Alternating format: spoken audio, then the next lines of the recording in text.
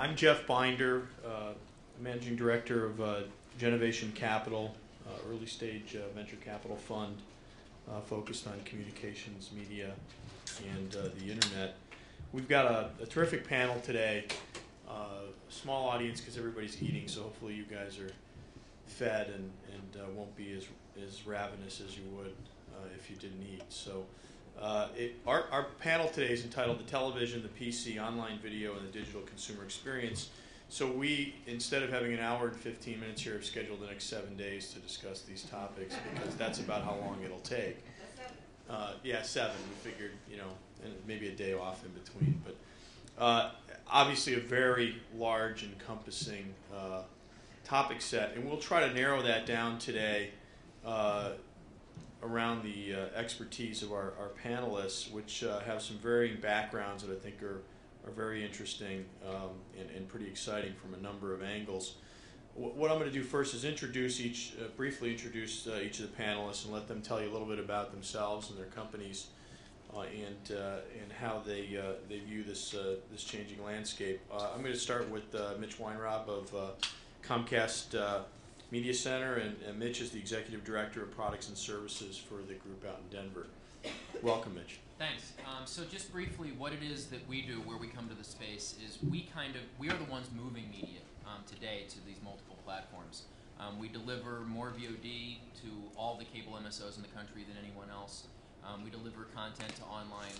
We master control, run the origination for about 40 different national cable channels in terms of their linear channels.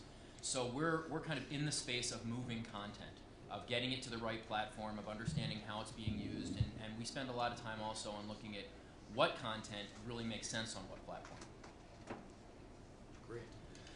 Next we have Brad Elders, who's the Chief Revenue Officer of Title TV. And Brad, you sound like you've got a very interesting opportunity ahead of your company. Yeah, let's hope.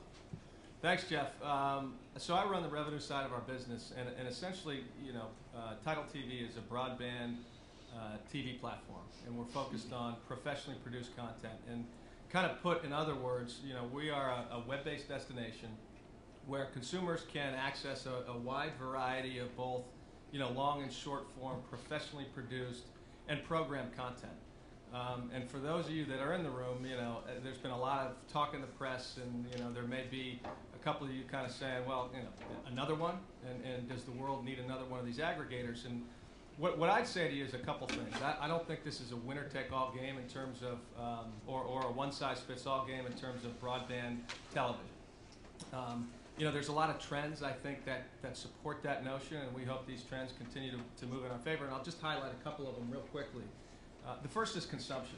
If you look at a ComScore report from December of last year, there were 10 billion video views in December, which is a significant increase year over year.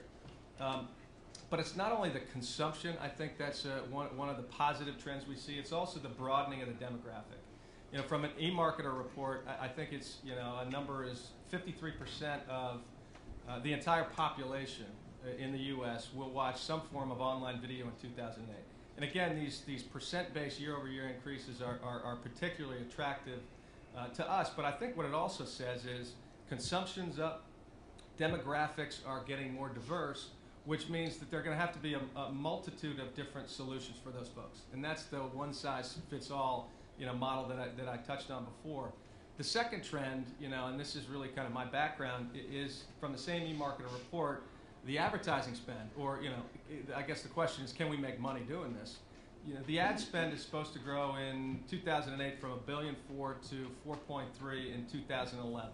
And in total numbers, vis-a-vis, let's say, the TV marketplace, it might be small, but again, percent increases on a year-over-year basis, I think will continue to increase, and I think that's a positive trend that we, as a distribution platform, but also a lot of the other folks that are at this meeting that own the IP and/or advertisers who are looking at this as another potential platform to drive their messaging is something, again, that's in our favor. And the last thing is, and I don't have any real empirical data to support this, but I think what's going to happen over time is, YouTube, for all intents and purposes, has kind of owned the mind of the consumer as it relates to videos. I guess the better way to put that is consumers know YouTube. Most consumers don't know these other kind of broadband video platforms. And I think what's going to start to happen as more content, professionally produced content, gets pushed out into all these different platforms is the consumption patterns and the behavior will change to you know, towards this professional content versus user-generated stuff. And all of that bodes well for a platform like us, right, that is aggregating kind of the professional side of it, and the advertisers who are looking for safe and great environments with which to, you know, to deliver their messaging. So I'd say in sum, totally exciting. I have no clue how this will all play out for me or for any of these other guys. You know, what I do know, and this goes back kind of to my betting days, is that the trend is your friend. So we're going to ride the trend as long as we can and you know, see where this takes us. But I think it's going to be an exciting place to be. Thanks, Brad. Our next panelist is someone I've known for a little while, Nick Chocolace of Motorola. Nick is the Senior Director of Strategy and Business Development of the Home and Network Mobility business. Nick, you certainly see almost the entire breadth of products in the value chain, so it'd be great to hear a little bit about stuff Motorola's doing and what you think the world is going to look like a few years down the road as we converge to the television set. Great. Thanks, Jeff. Thanks everybody for attending. Certainly, I want to comment on what we've just heard from Brad and Mitch. But at Motorola, in our position, we help network operators deliver end-to-end video solutions in addition to voice and data solutions as well. And we do everything from the grooming and rate shaping video on demand infrastructure all the way down to set-top boxes, HD set-tops, cable boxes, IPTV set-top boxes, and are world leaders in that area. In the infrastructure side, we make a variety of different gear and equipment that's helping roll out HD services. That's helping operators increase the efficiency of their networks by offering switch digital video services and by building out ad insertion equipment and advanced advertising capabilities. Certainly, I think one area that I'd like to talk about on the panel here is something that Brad mentioned with respect to the explosion of internet video content, the number of syndicators and aggregators that are exploding, and the views that we certainly have been tracking from a user perspective. And we at Motorola have been viewing this with an eye towards understanding what's really at the heart of this. And bottom line is that the current subscribers to video services today aren't being satisfied by those video subscriptions. Certainly, they're going other places to find content, and it behooves us to try to find ways to help deliver that content and deliver it through their traditional operator channels to TV. So we've been spending a lot of time in doing that. Another key area of concern, or one to talk about, is looking at the shift from linear TV programming to on-demand programming as customers and consumers begin to consume content outside the regularly scheduled viewing times. And that is causing a bit of consternation from an advertising standpoint and threatens to kind of tip over the entire advertising-based linear TV distribution model. So we're spending a lot of time thinking about developing solutions for how we can help advertisers that once content goes into kind of an on-demand stored area, how to ensure that we can, one, make avails for those ads available, excuse me, make avails available so they can replace the content that's stale, that's obsolete, so that we can build out reporting mechanisms so that they can understand who's watching what, and so they can control the entire advertising cycle. So those are the two specific areas that we've been looking at here in the last 6 to 9 months. Great. Well, thanks, Nick. Our next panelist is Steve Trainer, Vice President of Content Markets Groups with Level 3. And Steve, it's interesting, and it's going to be interesting to hear a little bit about what Level 3 is doing on the content side, since obviously we traditionally think of you as a bandwidth distributor, and a backbone provider. So I'd love to hear more about what Level 3 is doing, your work, and what you're seeing out there, because you certainly have some of the realistic metrics around what can happen over backbones. And It's great to hear about that. It's certainly a fascinating point in time for Level 3. I think, you know, riding on top of that backbone is one of the world's largest high-speed IP networks, and I think if I look back, 3-4 years, we were increasingly seeing the proportion of traffic riding over that network as being video. When you project that forward, we believe that video is going to be the single largest consumer of our capacity. That fairly straightforward insight led us into getting into the content delivery space in early 2007. And we followed that up with an acquisition of Surfcast, which was a European streaming company in the sports, media, entertainment vertical. So we've really been making a strong move into the content space. We see IP as being the enabler for that, and the combination of the CDN with the high-speed IP network and backbone is an interesting one, and gives us I think a good few options. Gives content owners some interesting options when you look at the trends and the long-term trends of the difference in how storage costs declines versus increasing sizes of content libraries and long tail driving that versus the relative declining cost of bandwidth. There are some interesting trends there that I think are evolving some architectures and the options that are available to MSOs and other content providers out there looking to deliver content. Another interesting aspect of Level 3 is we sort of have a foot in not just the online world, but also the traditional broadcast world through Vivix, which is a Level 3 company since the Wiltel acquisition a couple of years back. Vivix is the largest carrier, terrestrial transporter of video in media, entertainment and sports. And one of the things that we're looking forward to putting together through the course of this year is really enabling that end-to-end value proposition of we can acquire the signal at broadcast levels of quality, get it to where you need it to be, but also then enable the repurposing of that for online use. So there's a whole spectrum of opportunity out there, very interesting space. That's great. Our next panelist is Frank Nine of Lexicon Digital Communications, and Frank is the Senior VP of Business Development and Marketing. Love to hear about Lexicon and your view of the space, Frank. Yeah, well, first and foremost, Lexicon is a startup company about 3 months old, but it's a combination of 3 co-founders, myself, a gentleman by the name of Nils Lahr, who was the co-founder and CTO of iBeam Broadcasting, which was really the godfather of content delivery networks. At one point owned 85% of the world's traffic, and was offered to be bought by Disney for $10 billion. That was 10 years ago. .com boom bust, figure things out from there. I myself come from Verizon Communications and a few other places that based on telecom, video conferencing, as well as video. My third partner, oddly enough, David Caruso from CBS CSI Miami. Media and entertainment, 30-year veteran, tied into everybody and anything that you could possibly imagine when it runs to with the #1 show in the world. So when I listen and I hear about everybody talking about the experience, and I think about digital consumer experience, I always think about what David says, and he says, people talk about 100, 200 million viewers, whatever. He gets that a month. Now, you put that in perspective when it comes to the digital consumer viewer experience.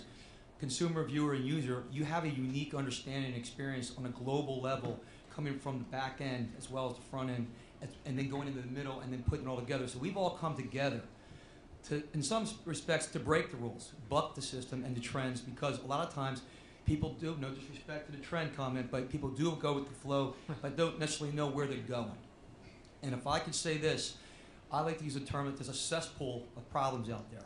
And I want to know what is real and what isn't real. And I think everybody in this industry knows there's a lot of stuff that isn't real.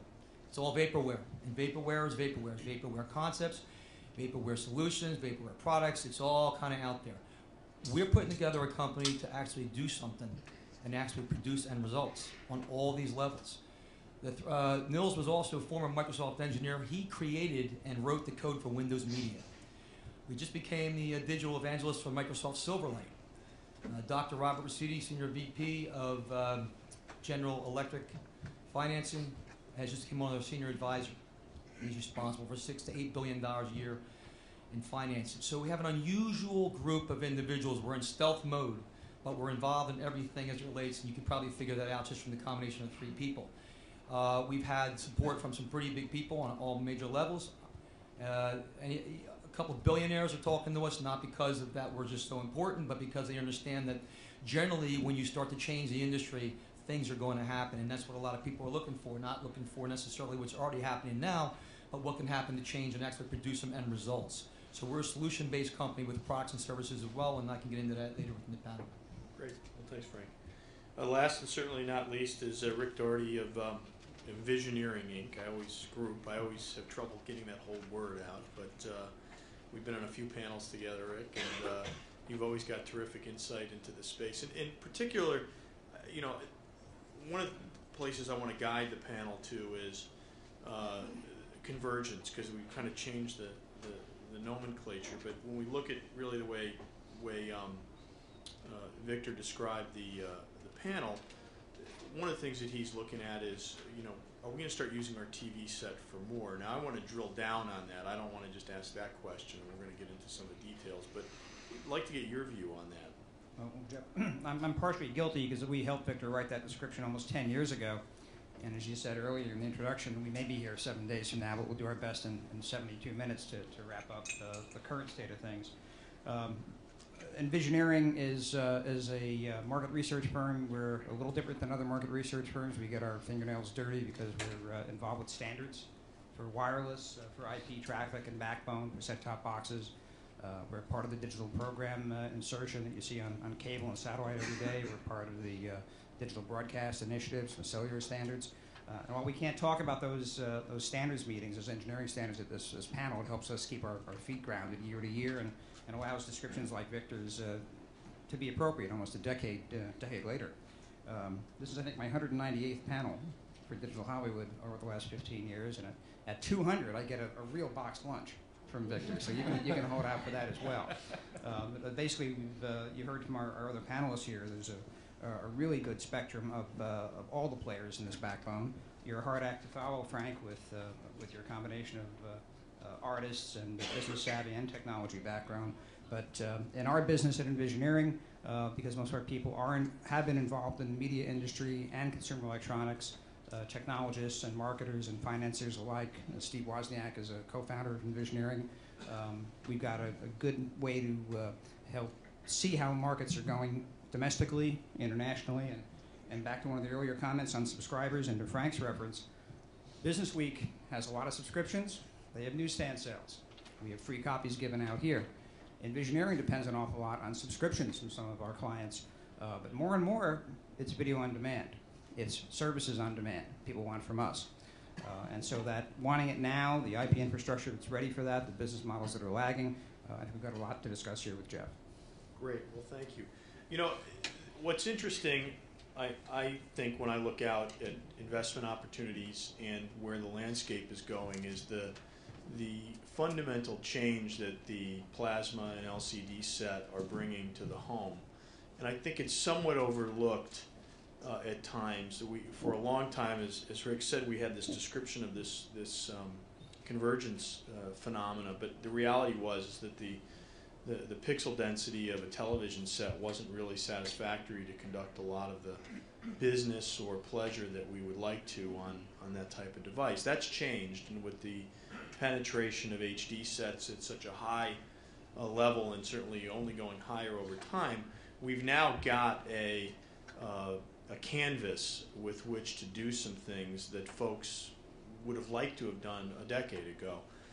And on that count, I'm going to try to touch on three distinct areas. We don't have a lot of time here. We're got a fair number of panelists. But when I look at the world as to how we're going to end up using those television sets in our family rooms, living rooms, bedrooms, and probably kitchens at some point, there are really three issues that drive how and when all of this is going to happen. The first being devices. At the end of the day, the content needs to move into that display device. The interaction needs to be managed by some form of gateway. Today's devices are fairly limited. They're either walled gardens or they're open systems that don't look particularly interesting to consumers. So we need a lot of device innovation. That's number one. The second is business models, because in order to build these devices and in order to justify the businesses that go behind them, we need good business models. Is it going to be advertising subsidized? When the internet does move to the television set, which it's going to at some point, in what form and for what purpose is still and will be a debate for quite a bit of time. Nonetheless, the business models are critical. And I think lastly, which can't be overlooked, and I think folks in the cable industry and Level 3 and other places know that politics, and anybody who comes from the telco industry understands that politics, even the politics today with peering point politics, are still a huge issue for business models around moving larger files like video and other things. So what I'd like to do is kind of hone in on those 3 topics with a couple questions, get you guys to tell the audience what you're thinking, and then we'll have a little bit of a free-form dialogue with the audience at the end. You know, one of the things that, we'll start with devices. When we look at the set-top box, it's really evolving into something more than a gateway to cable and satellite and now telco TV. It hasn't evolved very far, but the footprints are there. You know, we've now got a new class of device in things like sling boxes. DVRs are now sort of the standard in an advanced television home or digital television home. And media gateways are starting to crop up as being interesting. I think Apple TV is, well, it has relatively low penetration. They're starting to get a formula that works. And we've got Vudu, and then we've got the direct to a PC models.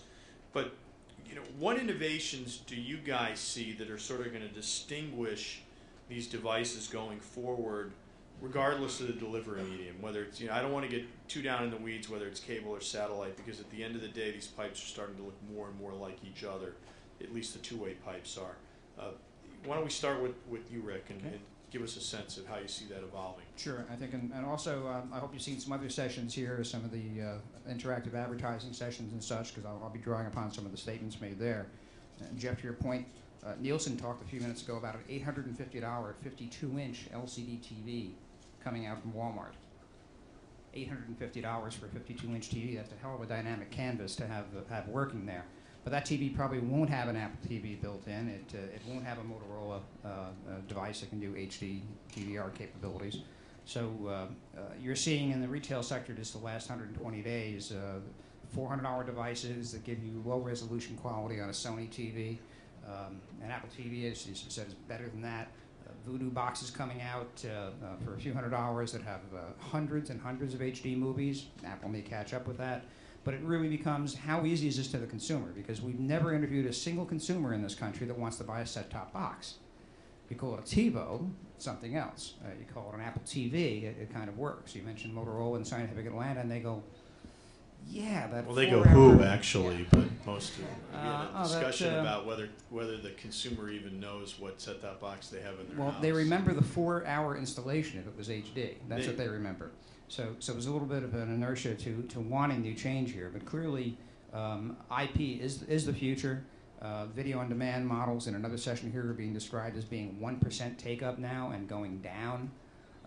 Every operator, satellite, telco, and cable trying to find ways to have equivalent business models to what we've known as VOD for the last decade. So while the technology is way ahead of the business models, the TVs are going to be ahead. The smart TVs, LG announcing back in December they would have Netflix capability coming into their future TV, or a set-top module on the back. They don't like to use the term set-top box. So the IP packets are there, the entertainment's there, the audience wants stuff more and more on demand.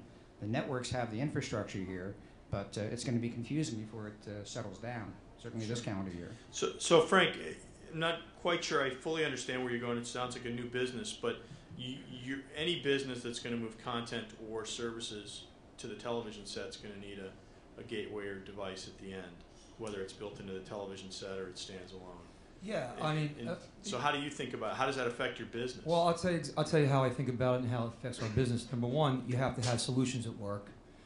We talk about the digital consumer experience, and although I agree with IP and I understand the importance of all this, I think that when you talk about the televisions, number one, are we talking about televisions that are going to be doing HD? When HD is based on a live component. Yeah. It's a live component issue. I mean, not so much to do with an IP or a VOD component, because, my concern is, and people are coming to the realization that what's going to happen when it crashes, because things do crash on IP, as opposed to just having television broadcast, because it's a real issue. We're used to it. Well, cable set-top boxes crash too. Yeah, that's quite often. That's my point. But I'll give an example. Motorola, Scientific Atlanta, Comcast, they've been working 30 years to perfect this situation so it wouldn't. And that way it would have an ability to reboot itself or, come and realign itself with the consumer on some degree, so that way there'd be consistency and no downplay on the broadcast. I mean, so my real issue and part of what we're doing, again, I'm not, going into the business side of what we're doing, but application solutions that fit into this in a middleware environment or even that carry over into all devices, so it's seamless and it's easy. The consumer does not, as Richard said, do not want to be complicated with the issues or wait time and then have to constantly fix these things and make it so that it's I'm preaching to the choir, I'm sure of it, but something has to change. And I hate to say I'm like a politician, but something has to change. Right. There has to be some sort of some universal understanding about technology. Not a standard I'm not asking for, but things that actually work between each other that people can actually say, okay, in the term universal, like a universal remote, for example, when it was brought in to work with every TV and every VCR and every DVD, it made sense. I think that's the concept from our perspective anyway. That's in consideration of what we're facing. Well, let me skip over Steve real quickly and jump to Brad, because I want to get your perspective. You're launching a new television or video product to the TV or PC, and this has to be an issue that you guys are grappling with. I mean, at some point, models are going to move from the PC. Internet television models are going to move from the PC to the television set. I happen to think that that'll probably be sooner rather than later. How does that affect your plans and what you guys are looking at in bringing more robust content to a free pipe, or effectively a free pipe? Well, the question about when is a big one, because it informs a little bit of our development. I mean, I think where we sit right now is, just raised a first round. We don't even have a product out the door yet. The first thing that we need to do, and it kind of goes to what one of these guys said before, it's got to work and it's got to be easy. And we have to do that in a PC-based environment where there's already penetration. The trick is to know when the time is to invest in bringing it back. Because I agree with you, at the end of the day, the consumer would love to have all of this choice and functionality, interactivity in the comfort of their own home and control it easily and not have to deal with any of the development stuff along the way. But as we build the business and as we look at kind of the short term, there's also the scale issue and when do you get to critical mass so it's meaningful when we get into some of the advertising or the business model discussion, so it's meaningful for an advertiser or a marketer to invest in the platform or the product as a communication tool. So we're absolutely looking at it, and it's a number of potential different gateways, and part of our infrastructure and our build is designed with that in mind, so that it's not just a 2-foot experience where people are fully interactive, but there is a lean back, TV-like component to it that works in a 10-foot interface. Mitch, you're certainly the 800-pound gorilla when it comes to service providers. Comcast, obviously. Well, not you, but Comcast. Obviously, Comcast has the largest subscriber base, of any service provider for television by a significant margin. And you guys have introduced some really interesting products like Fancast and some other things. I mean, I know that these are the kinds of things that are being talked about and being planned. Give us a sense of what sort of the Comcast vision of internet over-the-top television and more functionality at the TV set. Certainly, you guys are doing a lot of stuff with VOD, dating on demand. There's a lot of applications I think people don't realize are happening on almost a network basis as opposed to less so a device basis. Give us a sort of a roadmap and an idea of where you think things are going. Sure. Well, just to be clear and so that I can keep my job, sure. I represent Comcast Media Center, yes. and we are part of Comcast, but our focus is we're our own independent corporation, and we do have a focus on the content management. So obviously, both my group and the larger corporation are very focused on multimedia, on cross-platform. We spend a lot of time on that. If I could, though, I did want to jump back to one sure. of your earlier question, and that was about the set-top box and about what do customers really want. And I don't think customers want devices. I think customers want services. And the services they want in terms of that is media management. They want to store, they want to find, they want to move, they want to copy. They want to be able to move their media around, watch it how they want to watch it. Whether that happens on the device in the home or it's accessed through a device in the home, I'm not sure that matters to the consumer either. And in fact, that may get over the little issue with rebooting and system shutting down and what happens when your hard drive dies at home and all of that if it's actually a network-based environment. And that's a lot of what we're looking at is how can we move the media for the consumer, not make them have to be a database administrator, not make them have to know all the transcodes and codecs and all of that stuff to get it from one device to another. How can we help them do that and access the media that they want, how they want to watch it? And I think that's fair. I would agree with that 100%. I think network-based media management is going to be a big piece of it. But when you go beyond that, you want to start to do some of the functionality maybe that you're doing with your PC simultaneously, where you're truly interacting. Let's say today it's the $850 50-inch plasma or LCD, but for sure 2 years from now it's going to be the 60-inch for $500, and that's going to kind of be the de facto standard in folks. So you're going to have a lot of real estate up there to do things. Clearly media management is critical because for that big portion of that screen you're going to be getting that VOD asset or the family photos or whatever it might be, and I would agree with you 100%. Network is clearly a preferable modality. But beyond that, are the things you guys are thinking about, and so what I would call sort of traditional PC functionality, things you would go to your PC for that'll start to blend? Because I know with my own kids, they're constantly multitasking. They're doing it on multiple devices, but if they had the opportunity to do it on a single device, and they were the sole user of that device at the time, they would. So maybe give us a sense of. I think my personal opinion is there is some internet functionality that will move to the living room. But I'm not sure it's just move the internet to the living room. Even if you go to video, even if you go to YouTube, I'm not sure YouTube as a whole makes sense on a 50-inch TV in the living room. It's a great product for the small interface screen, for having a keyboard and a mouse in front of you. It's really well designed for that. It lets you search and find a lot of quick clips. I mean, it's great. I'm not sure it translates directly. It may translate indirectly, but I'm not sure it translates directly to the 50-inch screen in the living room. Is that a resolution issue? No, or, okay. That's part of it, but that's solvable. I mean, yeah, that's solvable, right? So that can't be limited. I think it's the kind of content and it's the kind of interface. I mean, I think if you saw Les Moonves this morning, one of the things he said was, I don't think consumers want to watch CSI on their PC. They may, because it's the only way for them to get it conveniently. This is my ad, by the way, not his.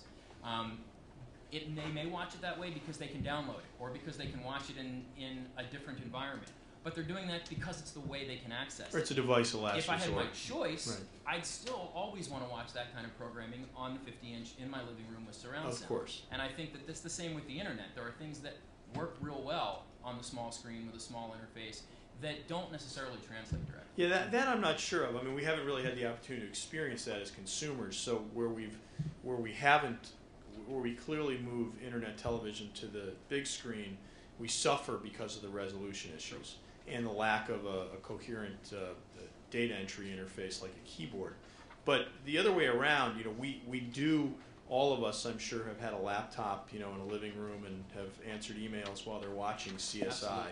And that may be, by the way, the modality. It may be a multi-device modality, and that's why I wanted to focus a little on the devices. So I think if I were to, sort of encapsulate what you've said, you're not so sure that that additional sort of PC functionality is going to be of interest to consumers within the walled garden of the HD set. That you think the media management pieces are going to far use of your own content movement around VOD and those kinds of things are going to far outweigh the value that maybe some of these subsidiary I options. think interactive TV is absolutely critical. I mean, everybody's talking about where that goes, and there are pieces of it. I get concerned when people say directly, move the internet to the television, because I don't think it's a direct translation. I think, to your point, it's an indirect translation. There are functions that you can do on the internet that can probably be done really well and customers want in their living room. There's others that they probably don't. Yeah, let me get Frank. Steve, real quick. Steve, you're in the content space for level 3, and clearly you're not a last mile provider, at least as far as I know. Correct. So you're thinking about something that has to go over the top, or being in the B2B space, right? Which you are in, of course, in enabling folks to move content around. So where's your thinking on this? Because from my point of view, until internet television makes it to the television, it isn't going to have the value that that television does, and it's really not about the pipe and the format. It's really about the display device. And I think that's what Les was saying this morning. I agree with him 100%. It absolutely is. The size of the screen is inverse in proportion to the desire of the consumer to watch it. So, what are you guys thinking about as you look at the space? And yeah, I think there are a few sort of opposing factors here. Well, if you think about what the consumer needs, which is ultimately what's driving all of this, it's, you know, get the content you want when you want it in a flexible way that Mitch described. And I think that the content variety question, so the long tail question, clearly we've seen limitations in terms of sizes of VOD catalogs that could be supported. And so that's really where I think the internet comes to play, and getting the set-top box piece right so that it has the simplicity to connect IP to the television set, then opens that as another distribution channel to solve for that long tail piece. And you know, I think another interesting factor there is that a hybrid approach is definitely going to be required and is always going to be appropriate. It's not that everything goes over the internet, not by a long shot, partly because of the infrastructure issues and seeing, you know, 50% of consumers watching their TV over that. There's some pretty severe scaling challenges there, not so much in the backbone and not even so much in the last mile, but in the middle mile and those peering interconnection points that you touched on before. But I think solving the what does the consumer want whenever they want it, that long tail piece is an interesting role for the internet to play there. so, Nick, your business is in part devices. So you guys have made some neat stuff. Follow Me TV, I think, is a pretty talk about media management, right? You know, being able to get content that's recorded on one DVR onto another. That's sort of media management in its almost most basic form.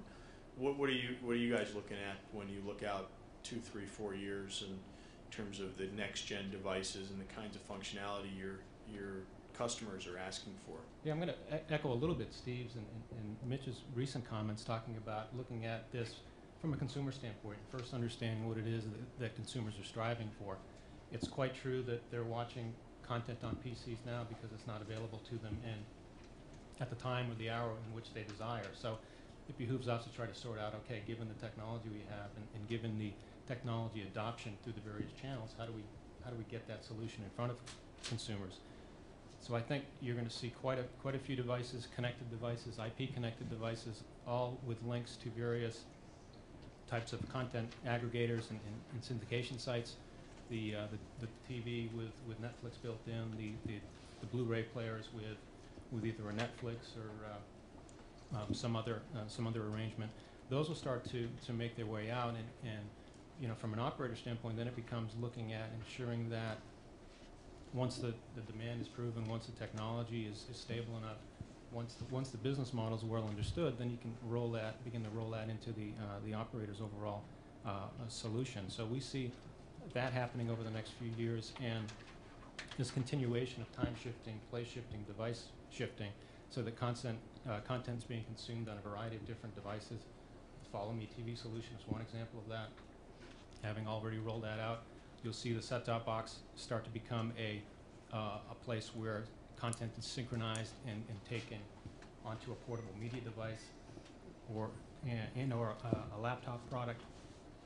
You'll see internet video support, not just for the sake of being over the top, but from the standpoint of picking those aspects of internet videos that are appropriate. So in the case of TV programming consumed on the internet, obviously it translates directly to a TV experience. But if you start talking about user-generated content, so the types of things that we see are of interest there are really the user engagement that occurs, the socialization that occurs around that content, and we see that as a natural fit for what happens in front of a TV set. So you can imagine having a chance to maybe in an online way set up various links that you would like to share, you know, with your wife or as a family in front of the TV or with friends or buddies, and those kind of having that kind of engagement, being able to bring that to TV in a very straightforward and easy way, but not necessarily, as you say, taking that entire experience in web browser and plopping it on the TV. We don't think that that will work. Rick, I think you had something you wanted to add. There's a vernacular here, I think, that's keen, that between the terms interactive TV, where No consumer can define that. We'd all have our professional opinions here in this room.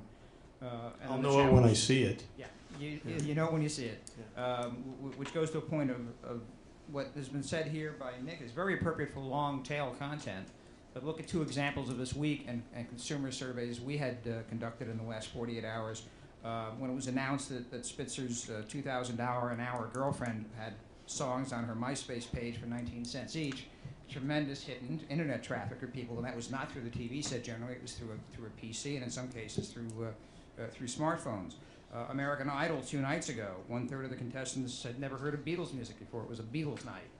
And web traffic soared, looking for Beatles music for a whole generation that didn't know If I Fell. And that sort of thing is not fitting into the channelized models that have been so popular for the last 10 years. So as you said, Jeff, whether it's a screen resolution or it's a navigation, and I think from our viewpoint of research, it's more navigation and alternative channel allowance system, because IP traffic through an MSO right now is not their main business. They've gotten up to VoIP, but they haven't gotten up to, you want something beyond our channel guide. But with these two examples this week where you want to find out about a news event that affects New York State, you want to find out, wow, how many other Beatles songs haven't I heard about? I'm 14 years old, I'm 28. Both of those aren't fit by the channelized model. Don't depend on screen resolution, but do depend on that alternative search function during the event, during the show, whether it's sports, news, or music. So let me touch on business models here a little bit, and I want to throw something out to the panelists. Some of you may like what I'm going to say, and others of you may cringe. We all remember, or many of us remember, NCSA, Mosaic, and Netscape, two hugely successful companies for a window, or technologies for a window of time, only to be usurped by Internet Explorer, which is a less than perfect browser experience, but had the kind of backing that allows, and the bundling that allows for a product like that to become the de facto standard. One of the reasons I would argue that we are seeing a lot of over-the-top startups and models and ideas is because the larger last mile players, the cable companies and now the telcos, have yet to really put into place their own business opportunities. And if you advance out 4 or 5 years and say, okay, I'm going to be able to get pretty much any over-the-top video I want through my service provider, non-walled garden, let's say, and oh, by the way, I'm going to get a model through my set-top box or the VOD tier, something that looks a heck of a lot like Hulu and all the other folks that are out there putting their models forth. How are these other companies that don't have last mile connectivity and customer scale, let alone the pockets associated with the requirements to do the business part of the business, and the advertising part of the business, how are those companies really going to survive if that happens?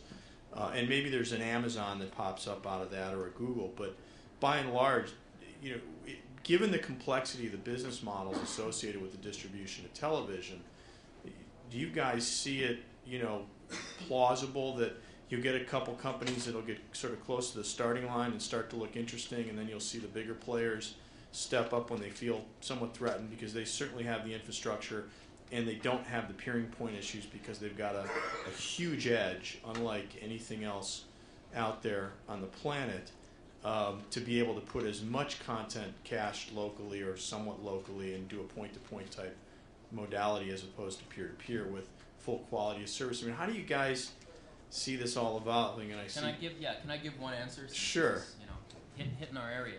To our CEO Brian Roberts talked at CES this year and talked a lot about true two-way. And if you've been around cable, then you'll know it as open cable, which is what it was known as last year. Really, the ability for independent application providers to start to access the set-top box in a way, similar to how you can write code for a PC and get it distributed without having necessarily to go directly through Microsoft or somebody else. And I think that you're going to see a lot of that. In fact, our organization at the Comcast Media Center is gearing up right now. We're starting to host applications that we distribute then to the cable platform, but we're starting to host them in our facility, even though they're not our applications, and enable them to really get out over the cable plant. So although it's early, I think it's very promising, and I think there's going to be a lot of that coming that is going to open up the opportunity for some others that, that Comcast or any other MSO might not want to do themselves. Mitch, how many applications are there?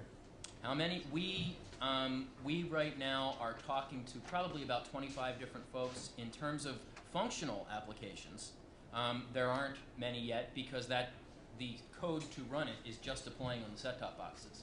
So we have a few in operation now, and we're talking to a lot of folks about more and more coming out. But these are the early adopters. We're expecting this to be much, much larger. If I could just jump in on that real quick. Sure, Yeah, absolutely. actually, part of, we were asking about what Lexicon is doing, and that's part of what we're doing.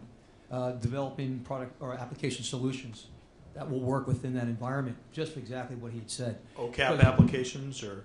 Well, for example, I mean, one is like real two-way. I mean, when people talk about interactivity or two-way communications, you talk about real video conferencing in a way that you're sitting in front of your television at home.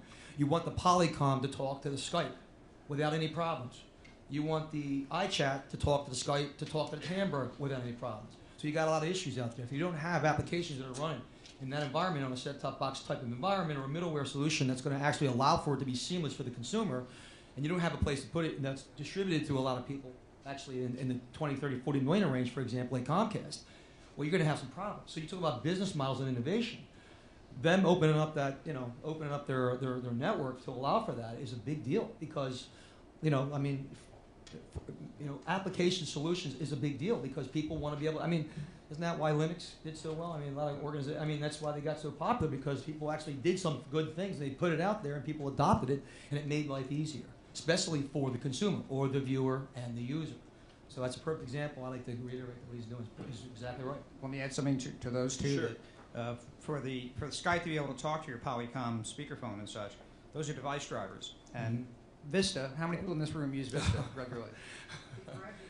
Grudgingly. A very good term, thank you. A year after Vista, 4 years after Vista was supposed to ship, device driver support is pathetic. Right. And I have said this to Gates and Ballmer directly, and in their glazed look, or they're counting their bankrolls, they don't seem to care. And that's for Vista, something that is shoved down the throats, bundled with hundreds of millions of PCs each year.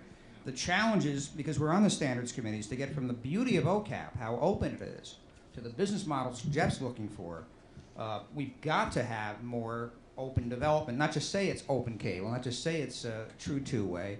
There have to be conferences, not the scale of Comdex, but even larger than this media summit, to get a fraction of the diversity consumers want. You don't want just one solitaire game from Comcast. You'd like to have many variations, not just one Scrabble, but many variations. So to be able to get to the capabilities that you're ready to offer, OCAP, to the business models you want, there has to be a much greater assembly of innovators who can bring this about faster than Vista could in a year of struggling.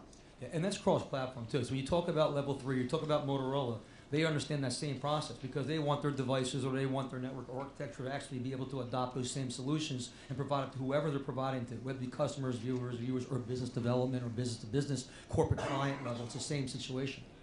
I think that the only danger I would say in all of this is that if we're talking about creating a platform that's more open than a PC or Mac and Unix infrastructure, it's highly unlikely that's going to come out of the service provider business. I mean, it's not, with all due respect to Comcast and Time Warner and Verizon, as bad as Microsoft may be when it comes to designing operating systems and driver support, I can't imagine that those companies are going to be ahead. So at some point there's a dividing line where the PC or that platform has a community so large and a scale so great that the application sets that are better oriented towards that device find their way to the TV. And then clearly there are a set of applications that are simple and relatively not processor or memory intensive because clearly we know the box itself doesn't have those resources. Google OCAP. You can see that. Yeah, that are going to morph to the set-top box. But the question really is, for the panelists, where are these going to come from? Because there's these gatekeepers, and in order for somebody to be motivated to deliver these product sets and features, there's one or two things that have to occur. One is the fear, which is what I think I was alluding to, which is what Microsoft faced when it saw Netscape and the other browser company, attack their dominance potentially vis-a-vis the network, and greed. And I think we've seen that greed has not driven enough. Greed seems to work better on the startup side and the early stage company. It tends not to work particularly well at the large company, simply because there isn't any motivational elements within those companies to really drive people to be greedy. They get paid the same whether they're greedy or they're not greedy, but they don't get paid the same when they fail. So, that's what I'm trying to get from you guys is where there's going to be a shakeout here over the next 3 to 5 years, and how does it shake out? First off, I'd like to, not that I'm disagreeing with part of what you're saying, but the greed is not the motive behind Lexicon. Frustration is more important than greed. We go frustration, motivation, inspiration, desperation. I meant metaphorically. I didn't. Yeah, I know, but you're correct. You guys aren't a not-for-profit. No, right? but you are. No. But here's the thing: yeah. if you build it and something is actually good, people are going to use it, adopt it, and you're going to generate revenue because people are happy with the product or the service or the solution. And I'm saying frustration. Things are. I really truly believe it's coming from the telecom side of it, as well as an international superstar, as well as a former Microsoft engineer. Things are getting more complicated. They're not getting simple. They're getting more complicated. Consumers don't want complications or more choices, to the point where they're actually asking themselves, are we engineers? We all have to be, as an engineer mindset, to figure things out. And I think the greed factor, although it makes sense from the business standpoint and the business model, I understand in generating revenue, is like anything else. If you build something quality, you build a quality service or solution, and people actually adopt it, you're going to generate revenue. That's the primary goal for us personally, because we understand that mindset, because you come from all three different areas. And I think these gentlemen on this panel understand that same process as well. But there are companies out there, and I agree with you, that are only in it for the money. And they're going to put something out there, and it's not scalable. They don't really care. It's not unadaptable. It works for a couple of years and then phases out. Yeah, that's and not really. I'm going to a larger question. If you look at the only real scalable quantum shift that occurred sort of outside the traditional content distribution paradigm, it's really been iTunes. We had Diamond Rio and MP3 players, but they kind of didn't go anywhere. And we had Napster, but it kind of didn't go anywhere. In fact, it went out of business. When we found a big company with scale and simplicity and ecosystem, we ended up with somebody who now accounts for the vast majority of online music sales, and I think is quickly becoming the largest distributor of music in the world. So we're going to see that same kind of effect. We have to see that same kind of effect, because there will be the Diamond Rios of television and there will be the Napsters of television. But until you put it all together and you have a business model around it that either subsidized by devices in the case of Apple, or it's subsidized by the service, which I suspect it will be, your advertising revenues in the television space, until you have all those things, I don't think you get there. So my point is that I'm not sure that anybody but the largest players have the ability to put all the pieces together. It doesn't mean they won't buy up small companies, doesn't mean they won't partner with other companies. But is there a credible argument to disagree with that, to say this is going to happen sort of piecemeal, and a device here and a device there? And well, you've got two 400-pound gorillas, and one of them has a lot of friends in the cable industry. You basically got Apple TV, that is the lowest price device out there. You want to spend $400 for an internet module for Sony that gives you a little tiny inset video, or an Apple TV with a hard drive in it for $229. And then TiVo. And TiVo's announcement yesterday of opening up a programming interface for YouTube. But TiVo is underpowered. But TiVo has friends in the cable industry. TiVo is rolling out through more and more set-top boxes. TiVo is known as being friendly to consumers, empowering to artists and stars alike. So I suspect that as much as I like the Voodoo box I've got, it falls into that Napster Rio category in a few years. There won't be enough room here for 10 400-pound gorillas, and I think if we meet here again a year from now, it's going to be things referred to the Apple TV iTunes model you brought up, Jeff. And TiVo, Rogers is a very, very clever guy and knows everybody in this industry on both coasts. I think we're going to see TiVo expanding and Apple TV expanding, and then there'll be everybody else. any other thoughts on that? Challenges. Guys? Yeah, Jeff, I agree with the underlying premise, and if you've looked at how these new technologies and new innovations have made their way from direct to consumer to an operator environment, they've largely have followed the same path over time. Is that the real innovations happen in the direct to consumer or on the PC, where you've got more openness, and then by the time again that either they start to become a threat, or that the business model, the technology, consumer demand is proven, operators think about then consuming that or making that part of their overall service offering. And the same thing I think is going to happen here. You're going to see, you won't see the fully opened system that you might see if a PC was to continue to be the platform of choice for internet video, or if Google and Yahoo jump in and begin to offer those services.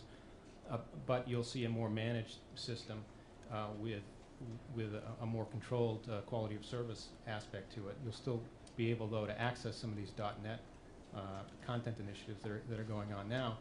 And then at that point, there isn't going to be much room left in the game for a standalone operating end-to-end play.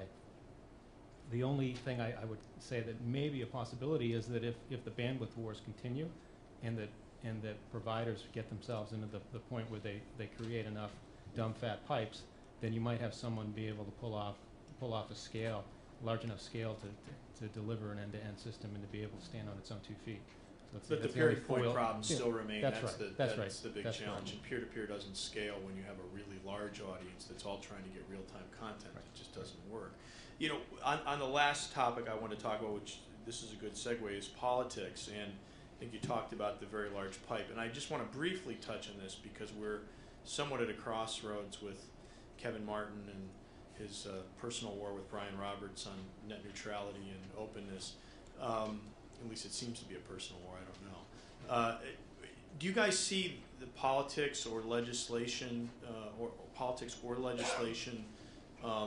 opening up those pipes, or are they already open and that's really not a limiting factor? And you might have a view on this, Rick. I'm sure you do. I'll take it, and I got to have, I'll name drop, got to have dinner with Kevin Martin and his wife before the big battle, and it isn't with Brian Roberts, it is with the cable industry, it is with the resistance on a la carte. It seems like he's picking unfairly on Brian. And So he's not invited to the NCTA this year, it seems, so the cable show in New Orleans this year. But basically, yeah, there are 2 huge legislative gateways on this, and most people in the world don't have a flat rate cable modem plan or a telco DSL plan as we do. There are huge caps and limits put on, and I think the odds are very good in a lobbying receptive environment, as we seem to have in Washington right now in an election year. There's a very, very good chance that we'll have a very different set of prices for pipes a year from now. And it would get resolved during Martin's turn, or it's going to be the term where it's going to be the longest delayed element that's crucial to the cable operators. There are people out there for $40 a month that are downloading a terabyte a month. And there are others who do tens of kilobytes, and the system can't absorb the 2 of those, still both paying $40 a month. In wireless, where the system is much more forgiving, we've seen less forgiving rather. We've seen caps put on going downward from wireless operators. Sure, it's a lower price plan, but it's for 5 or 10 megabytes a month from Verizon, for example. Not the unlimited they used to have at $60 a month. So until there's another huge investment from Wall Street or other financial houses around the world to expand those pipes, that pricing battle and the idea of open access, when YouTube video is conservatively 20-25% of all the net traffic in the world, and even a higher ratio in Europe and Asia than here, something's got to give. And despite the lobbying Google's doing, my smart money would be on a very different scale of pricing plans a year from now, which may make the attractiveness and seeming competitiveness of internet video be a lot higher than a video on demand clear purchase from your cable operator. So you think prices are going up and bandwidth is going down? I think consumer confusion is going up, prices probably will go up, and bandwidth overall will be going down, with the exception of whether WiMAX rollout works tremendously, because WiMAX offering data rates independent of your cable or DSL provider could change this whole equation. Certainly Intel and Clearwire and Sprint think that. Because do have engineers on our staff, we're still very cautiously optimistic that wireless will give cable and DSL a run for their money, and that's the only way we would see the prices go down. Yeah, I mean, I do think Moore's law and bandwidth density are going to drive prices down. It's a question of the stair-step function. Yes. But you will get to the point where bandwidth is going to be very much a commodity. I think that's why, in a business model perspective, I think that we are going to see advertising become the mainstream subsidy for ARPU. Please note bandwidth versus data bucket limits. That's Yeah, I think the competition, the competitive environment, and the regulatory environment is not going to prevail in stopping some level of reasonable openness. I think net neutrality is a bad idea personally, but I also think that where we're at is actually a pretty good model. It seems to be a free market model. It works pretty well. I can still make a Vonage call and it works okay. And until that changes, then I'll change my opinion. Let me briefly open this up to the audience. It looks like we've got a pretty good sized group here.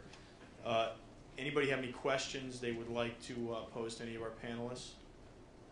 Got one in the back. Well, so this may seem obvious, but when let's suppose for a moment that on my computer that I can display on my 52-inch, so that the pixel problem is okay there. If I could watch a video in that PC environment that was suitable to blow up to that 52-inch, is there a reason I couldn't just use my computer or my Motorola box that had almost all of the same functionality as my computer? They kind of go back to your question, sitting with my laptop in front of my TV, allow me literally to scroll emails on the right while I'm watching, at least at that point, a 30-inch picture maybe on the left, right? Those kind of things.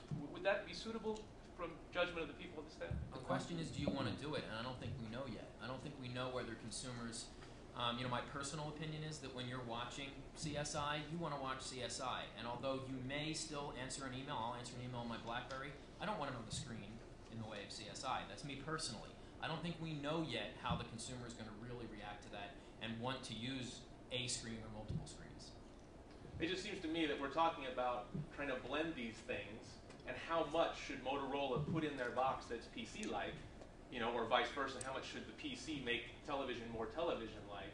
And it seems to me in the end that a complete blend would be the easiest, and then your point, I guess, maybe, is allowing the user to custom select those things. I don't want to display email right now, I want to watch full screen. I think your paradigm will absolutely happen. Two things have to occur, though. One is you have to be able to get substantially the same lineup on your PC as you get on your television set. So you have to, obviously, if there's things that are on your TV that aren't on your PC and you want to watch those, the PC doesn't work. Sure. The second thing is, I think, something like a wireless HDMI or the equivalent with some distance, so you could have your laptop at a coffee table and watch your television set and actually get that full screen experience. Those two things will happen. Unquestionably, if we were to sit here 10 years from now, that will be a paradigm shift where your son comes down, your 12-year-old son comes down with his laptop and sits in front of the TV set, and it's got his content or access to his media management tools, and he's pulling up his TV desktop the way he wants to see it and fighting with his sister about who should control the TV set and who can connect in. So it will happen. It's going to take some advances, I think, because to do it in a wired fashion is tough. Consumers don't want to run a 15 or 20-foot cord across their living room floor. They aren't going to do it if they can't get the same content. So when those two things happen, I think the short answer is yes. I know that there's often times where I would open up my laptop, and if I could open it up and actually be working off a 60-inch screen, I would much prefer that, and I might want to watch some TV, because I actually do that with my Sling box on my laptop today. So, well, and my final comment would be that you talk about prices possibly going up in the home. The good news, I'm a Comcast customer. I actually get internet and television from Comcast. Combining those two things together costs me $90 a month or something. Obviously, if I could go all over IP, I would cut my bill in half because it's 45 of the 90 or whatever it might be. But alternately, Comcast could just say, hey, we're going to provide all the channels now over IP. You could do it through your computer, but you still pay us $90 a month. So now they just doubled the price of my IP connectivity, and I really don't have television anymore. There'll be a lot of pricing plans because a lot of people will discover their data through the TV is better than the $40 a month they were using for the PC, and there'll be more choice, but and hopefully more revenue for the operators in the process. Jeff, you're right about the TV screens. By Christmas this year, if you're about to hold off on buying an HD TV, if you want one reason, there'll be a half dozen models by Christmas that are wireless for the first time. You won't have bundles of wires. There'll be like Bluetooth selection for a headset, but it'll be, do I want my PC to talk to it, do I want my set-top box, or do I want the satellite box? The distance that's isn't coming. there yet, though. That's one of the problems. You can't sit 50, the wireless HDMI, I think, is 3 or 4 feet. I don't think it's any longer. Well, that's Is it it. longer? There's a technology called wireless HDMI, but there are 4 other proponents that you'll be hearing about in coming months, and we'll see products from LG and Samsung and Sony before Christmas. What is the distances, Nick? I'm curious for the audience. Yeah, so with technology today, in this current generation of silicon, you can get through 3 or 4 walls from upstairs bedroom to downstairs family room with not much of a problem. So you're talking just 802.11n? No, wireless HDMI Okay. with some special sauce. secret sauce. Yeah, Okay. so 60 to 70. 60 to 70 Secret feet. sauce. Sounds good. Belkin's selling a module in a few months, and we'll see this built into several screens before Christmas. Question for Mitch. Are you using any type of compression in your VODs? Well, I mean, it's digital, so obviously all of the signals that are transmitted are compressed in one way or another, and the question then gets into what is too much compression. Everything digital is compressed. Nobody, even over broadcast TV, is receiving uncompressed HD. That would be in the order of, I believe, 70 megabits a second uncompressed, and normal broadcast TV is about 19. So everything's being compressed. The question is how much. Yeah, I mean, the bit rates for VOD are 3.75 Yes. megabits per second, and they tend In not the to SD. stat mux In VOD SD. in SD. Right, and it's higher, 12 to 15 in HD. Yes. But it's not compression per se, it's really encoding would be a better way to look at it. What is the ratio of the compression? The number of channels, I mean, the way that generally when people do it's like 10 to 1 or 12 to 1 or 15 to 1, they're referencing analog. So you're saying in the space that an analog channel used to take, we can deliver X number of digital channels. So in most of cable right now, for your linear channels and also for your VOD, in standard definition, we're delivering 12 to 15 channels in the space that you used to be able to watch one SD analog channel. Does that make sense? In the same amount of bandwidth, in 6 megahertz. Yeah. So am I correct then that as the pipe gets better and faster, as the TV gets bigger and better, the picture continues to be great? Not Not necessarily. necessarily, no. No. No. Because Compression ratios come yeah. in play. you know, Improvements in HD technology. bit rates today, full HD bit rates, will give you a very significantly good picture with a decent decoding chip. Now, there's a, That's right. you know, part of the problem is it's not just the bit rate, but it's the quality of the decoder and it's the quality of the encoder. So if you get just focused on bit rates, I think you could find that wouldn't necessarily solve your problem. You could have a bit rate that's 50% greater, and if you have a decoding chip that's inferior, you're going to end up with the same or even potentially a worse result. Right. Although at some For- point it takes a lot of data to fill a movie theater size screen. I mean, there's no doubt about it. At this point, Yes. in current technology, there's a lot of data taken to make a good picture in a digital cinema environment. Can I answer your question this way? Broadcast is almost 20 megabits a second, although the average network broadcast is 12 to 15. Unfortunately, the average cable or satellite transmission of that broadcast feed is usually half that rate, which on some of the smaller HDTV sets makes no difference. On the 52-inch 1080p's, you can see the difference. But quality, I agree with you, quality is something to be looked at. I know my organization is looking at that and others and figuring out what really is HD and are we delivering what the consumer wants. I was just going to add it. If you think back to the actual live sports events where these are being captured in HD, that signal's at 1.5 gig. So there's an awful lot happens from the camera to the screen, not just 80 to 20. Yeah, a lot happens glass to glass, that's for sure. We came in late, so sorry if I missed some of this discussion, but has there been much thought given to consumer feedback, live feedback on the air? You guys were discussing earlier about some people might be using their PC simultaneously as they're watching video. Any thought, any discussion, consideration about providing more feedback loops to the consumer? Can I make a comment on that? I think Les Moonves made a good comment today that the March Madness thing, that it makes sense because it's being broadcast, streamed on the computer because people want to watch it at work, which means that people can't watch it at work because they're not going to watch it at TV when they get home unless they're on VOD or it's recorded or archived. So there's, I think it's like anything else. I think Mitch made it pretty clear that it's dependent upon your circumstances, your environment, your situation, like anything else. It's going to make sense to watch it and watch broadcast on the computer if it makes sense, because you can't watch it on television. But if you want to sit home, drink a 6-pack of beer with your buddies on a 80-inch screen, in HD, watching March Madness, you're going to do that.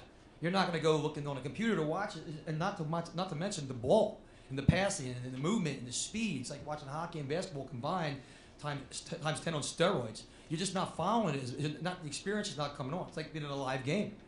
So, I mean, from the consumer response that we've gotten based on certain people's consumer, they want what they want based on what they're looking for to get the maximum experience. And if they can't get it, they'll go to an alternative just for the sake of being able to catch it or watch it. And I think that what happened this year with putting everything online is saying, okay, there is a usage for this if you can get away with it. And I mean, I hate to say it, but it's a cheating process if you think about it. People at work are watching the March Madness. I mean, bosses are going to say, no, it's not happening, but they're going to still squeeze it in. The flight controllers were trying to ban it. But Well, I mean, most big companies block the streaming ports anyway, so you can't watch those shows. I'm sure, Nick, you can't get your Slingbox up. Well, you probably can't because you're in the video group. But right. yeah. No, I wanted to add that one of the areas of innovation that we talked about earlier when we opened the panel was looking at certain trends. One of those is looking at more and more user engagement, user involvement, leading up to increased types of feedback, whether that's playing along with a game show or whether that's online or directly via a PC. So we look for more engagement in terms of being able to share links to favorites with people, being able to link to favorite clips of either VOD titles and or TV shows or user-generated content, and that being available through an operator environment, working with companies such as Comcast and other types of operators to enable that kind of thing coming down the road. But The other thing, so as you can say, one of the fastest growing feedback loops is probably the one we haven't touched on, which is the other way, which is targeting information for advertising out of the set-top box. Not so. I think that there may be a lot of value in that versus the interactivity on ratings and so forth of You mean content. ads popping up as the viewer? So targeted advertising in the traditional TV world as opposed to the online world. I mean, some interesting cross-pollination opportunities there, where actually you're seeing some interactive in-stream video ads coming online, and the prospect for those instead to be delivered out of the set-top box back in and change that model substantially. and couple that with the data. I mean, the other thing I'd say about the feedback loop, the beauty of being kind of focused in a broadband environment as we build our product is we can do this in real time. In real time in terms of consumption behavior, but also in real time in terms of products and feature sets and things that people want in their PC-driven video viewing experience. So that's part one. But part two, and I think more importantly, is the advertising piece. I mean, as interactivity comes back to the TV, I mean, you think about Project Canoe with the cable operators. I mean, that whole thing fundamentally is to grow a $5 billion business to $15 billion by connecting all these set-top boxes. So all of a sudden, you have a pretty wired view of consumption trends and behaviors and stuff that ultimately make it a lot more attractive to the advertisers, because they have that information and they can provide the two-way interactivity as well. Well, with that, folks, we're going to have to wind up. We've reached our time limit. Thank you very much. You guys have been a great panel.